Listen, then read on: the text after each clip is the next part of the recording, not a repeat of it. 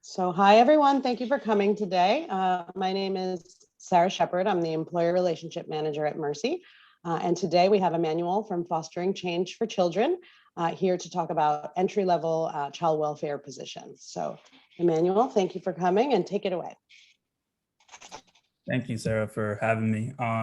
Like Sarah said, my name is Emmanuel. I'm the program specialist at Fostering Change for Children. The program I oversee or help oversee is Children's Core, and that's really what I'm here to speak on. Also, I live with a kindergarten teacher, so I apologize if you hear her in the background or anything like that.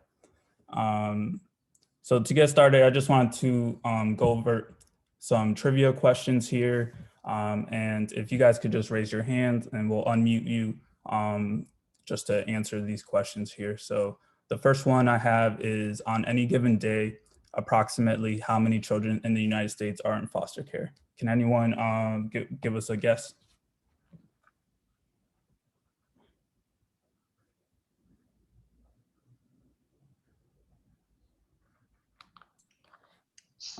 You can also chat if you aren't able to unmute.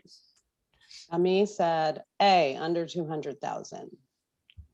That's a good guess. It's actually a lot higher. It's C, about 400 to 500,000 children nationwide. So it's a pretty substantial number. Our second question here is, on average, how long do children remain in care? Can I get another volunteer? Jennifer says C. C. 1.5 to 2 years. That's exactly right, Jennifer.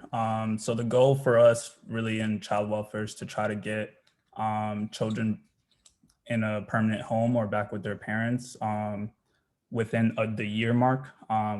As you see here, the average is a 1.5 to 2 years. So we're kind of missing that mark. Our third question here is, what is the average age of children in care?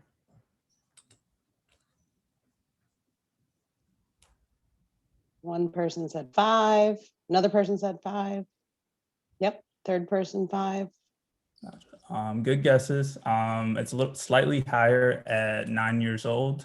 And this is kind of interesting. I think when I first started, I thought it was mostly younger children. But this is also interesting when we work with parents because their kids are coming into care, but we know at some point they were able to parent this child for the first 9 years of their lives, right? So that when we're looking at the situation through a strength-based approach, we really want to remind them that they're capable of doing this and that it's just a hiccup in the road as we work to kind of reunify them with their children.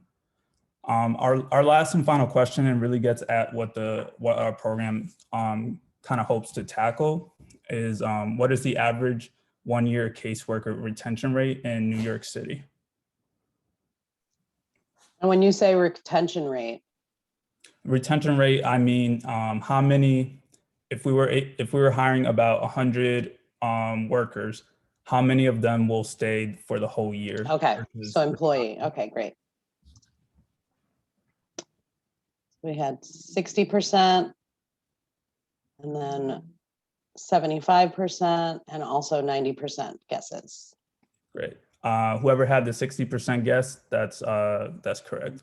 We see that the retention rate is about 60%, which means about 40% of individuals who start in the job end up quitting before they hit the 1 year mark. And that's kind of what we are, that kind of gets at what our goal is. We want to reduce the caseworker retention rate. We find it's better for families and children in the system. But before we get there, I wanted to just give an overview of how these families and children get involved in the system. I think everyone has probably heard about mandated reporters, but also just people like you and me, average people, can call to what's called the State Central Register. I believe the office is up in Albany, and they make a report of they either saw abuse or neglect. And so that after that report is made, it comes to the local county. In New York City, that agency is called the Administration for Children's Services. and they really oversee the child protective services. So they go into the homes, investigate the allegations. They either find it unfounded, which means there's not enough evidence to warrant a removal of the child or to mandate any services. If it's substantiated, then we go into preventive services and foster care services. And this is really where our core members come into the picture. We do not investigate allegations of abuse. We come into the picture later in the stage where that investigation has already occurred. So like I said before, our real goal is to find people who are passionate and dedicated about child welfare, who want to make a minimum commitment of 2 years, and who have the potential to become leaders in this field. And by doing this, we hope to reduce the caseworker retention rate, which ultimately would improve outcomes for children and families. So recruitment, that's what I'm here for. Mercy students have been in our core, and I want to continue that tradition here. So what are we looking for? We're looking for people who are adaptable and flexible to situations, people who are able to think critically and creative. Each family has their own problems, and the same solution that works for one family may not work with another. So we want people to really be able to think creatively, and also have no non-judgment. This is a really sensitive time for these families, and we want to treat them with the utmost respect and not judge what occurred, but work to kind of address the issues that led to either the removal or led to the mandated services. Our second approach here is the pre-service training. So once everyone goes through the application, the interviews, we hold a 4-week pre-service training. In the summer, this happens in July, but in January, in the winter, it happens in January. So we have 2 cycles. Right now, we're recruiting for the summer cycle. During this 4-week training period, we provide foundational skills, whether that's partnering with ACS to help you guys understand how to assess for safety and risk, motivational interviewing skills. We also take this opportunity, these 4 weeks, to kind of help build the cohort and build that peer network that we believe will support you throughout your 2 years. And then lastly, we create opportunities for you guys to shadow individuals who are already doing the work at your agency. So throughout that 4 weeks, you'll shadow at least once a week to kind of get an idea of what your daily responsibilities are going to look like, meet your coworkers and your supervisor. Can I ask a quick question about the training? Sure. Is it full-time Monday, Friday, 9 to 5, and is it paid or unpaid? That's a good question. So it's 9 to 5 Monday through Friday, and it's an unpaid training. This year, we feel comfortable enough to have a hybrid model. So some of the trainings will be outdoors, and then some of it will be over Zoom to kind of deal with the burden of traveling. We're going to provide monthly Metro cards for that 4 weeks. And then I think the most important part of our approach is really the support and professional development. So we hold monthly meetings with the core. Right now we have about 100 core members. This class will add we hope about 50 other core members. So it's going to be a huge group. It gives core members an opportunity to come together, discuss any issues they're having at their agency or issues they're having with cases. It also provides an opportunity for, if core members decide they need more training on a specific area, then, the team will work to kind of have a monthly meeting training on the specific issue. Individual support, we enacted recently what's called a support specialist. These are alumni of the program, and they've come back to kind of mentor and coach core members throughout their 2 years. And then kind of built into the whole program is that peer support through the core members that you meet throughout training, and then also the core members who are already out in the field kind of doing the work. And then the alumni network. Some of our alumni, apologize, have completed the work and they've moved on to other fields, whether that's law, schools, and once you become a core member, you have access to that network. They come back for career counseling and other things like that. So what are their jobs that we place core members at? We place them in foster care positions as a caseworker. Foster care is you're mostly dealing with children who have been removed from the home, and you're working towards the goal of either returning them to their parents or working towards adoption or another permanency option. In preventive programs, we are really trying to prevent the removal of the child, and they have different evidence-based models that try to address the different issues that led to the child welfare involvement in their lives. But they all have about the same common job responsibilities of managing a caseload, making home visits to assess for safety and risk, and referring families to services. In foster care, you will have contact with the court system. Preventive services those individuals don't really tend to have a lot of contact with the courts. So there's some differences when it comes to that. And then I just want to take about 5 minutes here to play a clip. Some of our core members made a video back in 2014 that I think can show you guys a little bit about the work, but also why they chose to join the Corps. I come to work every day intent on making sure that the families that I work with remain families, making sure that the kids that I work with have a place they can call home. And I'm saying, Derek, you're making a difference. What you're doing matters.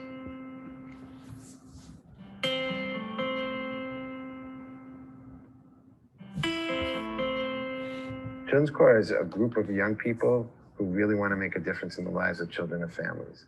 They've been placed throughout New York City in different agencies in the 5 boroughs in Westchester. And those young people are willing to give 2 years of their life or more, some stay a 3rd or 4th year, to really make a difference in the child welfare system. When the turnover rate is high and it's constant new workers, children, moms, dads, grandmothers, they don't open up because they feel like I'm going to have to tell the story all over again. And by the time I open up, that person's gone. By having a low turnover, high retention rate system where workers stay, get retained, and stay long enough for families to open up, you get better results. Children's Corps is creating change by supporting workers so they can stay. What's great about Children's Corps is just the fact that you can have such a huge impact in people's lives, that you can work one-on-one and see people make changes in their lives. And it's kind of, you know, obviously they're the ones that make the changes, but you're there to support them and to help them along the journey, which is an amazing thing, you know, for someone to say, hey, you helped me change my life. I come to work with the intention not to save families and save kids, but every day to give them tools and equipment to support themselves and to make lasting change in their lives. I moved to New York and I started work within the same week, and I didn't know many people here. So Children's Corps to me is like both an extended family, but also like the support network for my job.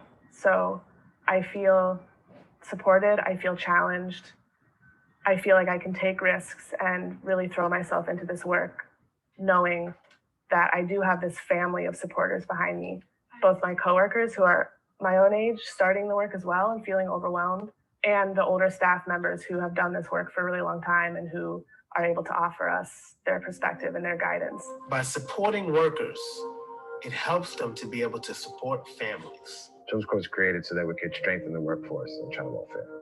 Kids deserve to have the best workers they possibly can. There's some great workers out there already, but we thought there was a different way to recruit them, train them before they start, and support them once they're there. We're not separate. We're part of the team that already exists. Just give yourself the patience and the time to get to learn the job, and know that these first few months are going to feel bumpy. You're never going to feel like you're doing it well enough. It's not trying to duplicate anything. It's not trying to reinvent the wheel. It's not, it's almost just like if you have this big system full of cracks, I almost feel like Children's Corps is trying to be that glue that can maybe try to fill those cracks in to make it a stronger system. Children's Corps is a movement. I think that what we're starting to see is how the Children's Corps members really do stick with child welfare and see it as a bigger vision about what we can do to change and to transform the system to make it the best for our children and families. For example, my supervisor now is an old Children's Corps member. How are the kids doing in the new home? And as Children's Corps grows and grows, which it is, these are the people who are going to start transforming the system on a bigger level. Children's Corps is creating lasting change moment to moment. It's that moment when other families recognize that this is their opportunity, when they actually feel safe and secure in the work that I'm providing with them and the relationship that we've built together. It's what I look forward to, just knowing that you're able to, let's say that kid, you're able to reunite that kid with his family, and everything is just back on track, like they never left, and things are improved, and just being able to know that even if the kid isn't able to return home, they have someone who they can call family, someone who adopted them, just to know that there's a happily ever after somewhere.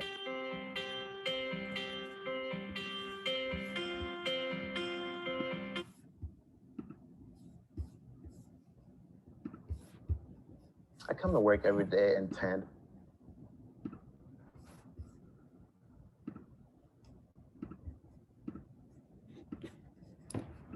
So I believe I already touched on this, but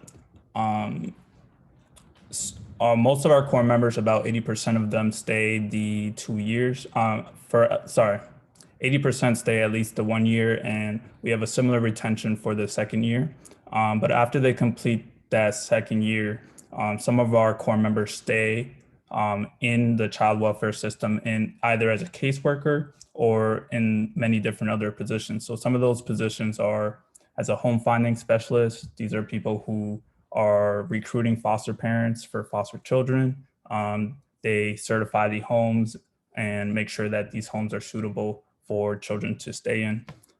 Youth engagement specialists, these are individuals who are kind of specializing in engaging youth, either in conversations about permanency, what they would like to either adoption, return to home, or maybe staying with a relative, or they may be in more senior roles as a lead case planner, a supervisor, or even a director at an agency. We have a couple alumni who are actually in the director roles. So it's kind of nice to see that our community is kind of growing, and we're having a greater impact on the child welfare system. If they choose not to stay, we still see a lot of core members kind of join other career fields that are still more or less involved with the child welfare system. So whether that's as a family court attorney, an educator or a teacher, school social worker, or even in therapy. So that's an overview of our program. I'm happy to take any questions that any of you guys may have. I do want to point out that in order to apply for the program, you do have to go to our website. It's called fosteringchangeforchildren.org. And and that our application deadline, our last application deadline is on May 14th.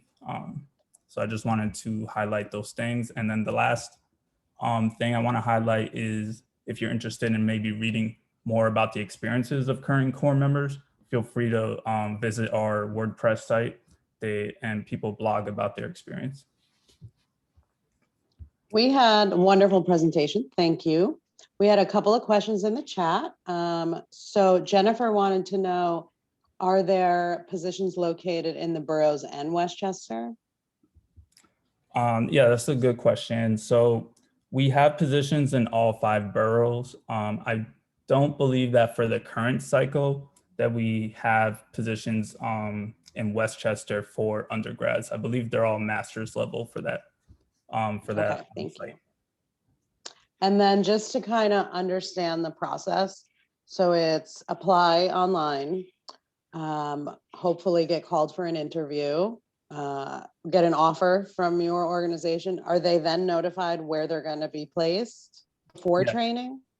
We sent out a placement survey that takes into account, what borough you want to be in, whether you would like preventive or foster care services. So that information is provided to you before training starts. Awesome. So then you would start training in July, have that month of July for training. And then I guess in August, would you start at your placement agency as like a full-time employee? That's correct. So in August, you are fully eligible to begin working. You do have to start between August and September 1st or whenever the day after Labor Day is. Okay. But yeah, you're a full employee of the agency. You have a salary, health benefits, paid time off, all of that. Awesome.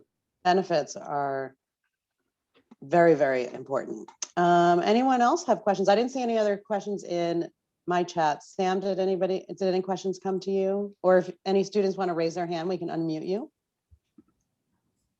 Questions came to me at the moment. Great. I did have one myself, actually, if that's all right.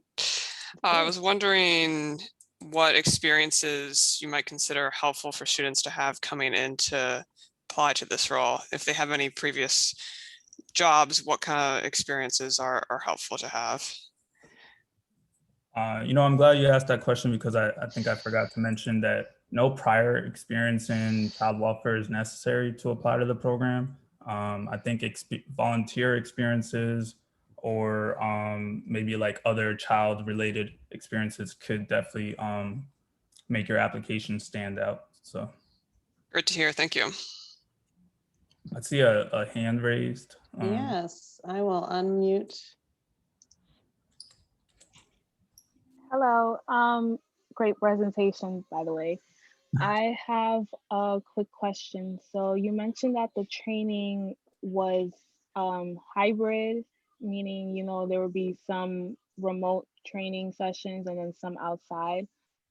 Is it possible that someone could just do the training remotely?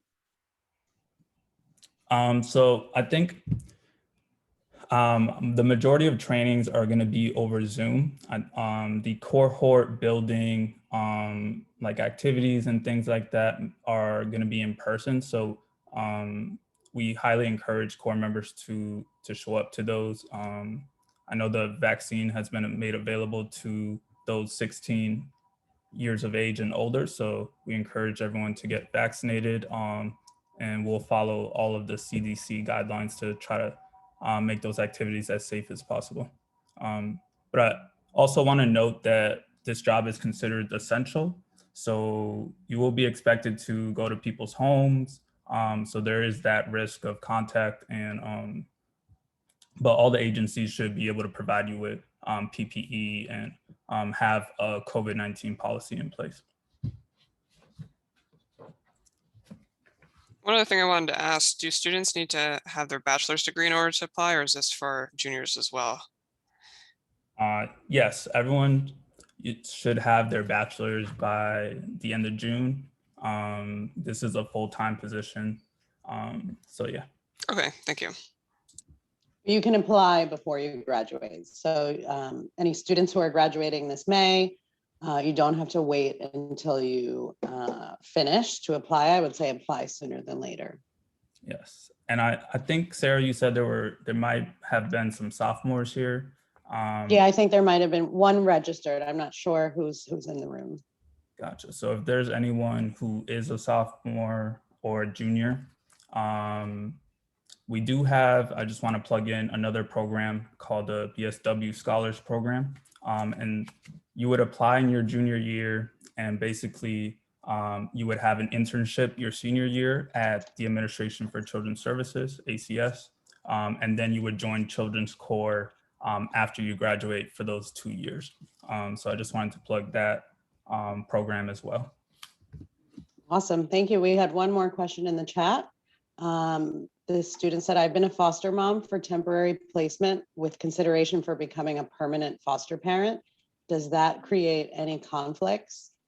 And will consideration be given if you plan on continuing for the master's program in the fall? Gotcha. So I guess a two-part question. Two-part question. The foster parent question, most individuals are foster parents. I believe you can only be a foster parent for one agency. There are multiple agencies in the city. So I think if you just let us know which agency you're a foster parent for, we will place you at a different agency so there's no conflict of interest. Awesome. The second question about the master's, there's not necessarily any preference towards it since you're starting it, but I think once you graduate, you'll get a pay increase once you're in your position from the agency itself. Yeah, and you just probably have to make sure that your classes are not conflicting with your work schedule. Correct. Any other questions that I can answer about the program, about the work?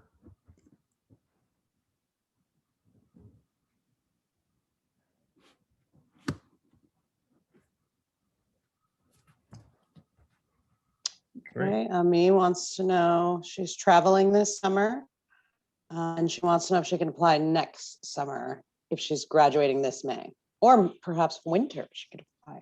But I'll let you take that, Emmanuel. No, I think you answered it perfectly. You can apply next summer. I think I would encourage you to apply in the winter if you can't apply this cycle. And those applications should be coming out in November, if not October, end of October. Thank you. Also, you need to travel. Get out there because we've been stuck for a while. So travel away. Get outside. Yes.